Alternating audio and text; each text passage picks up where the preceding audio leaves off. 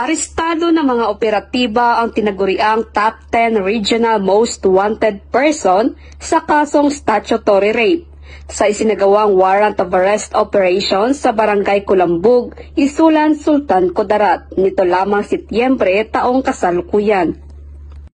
Kinilala ng Isulan Municipal Police Station ang suspect na si alias Ray, 54 na taong gulang, isang magsasaka at residente ng nabanggit na lugar.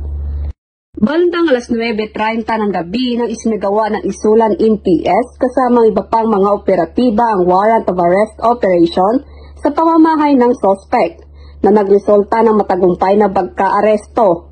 Ang suspect ay may nakabinbin na kasong statutory rape na walang nirerekomendang piyansa. Kalukuyang nasa kustodiya ng Isulan MPS ang suspect para sa kaukulang dokumentasyon at tamang disposisyon.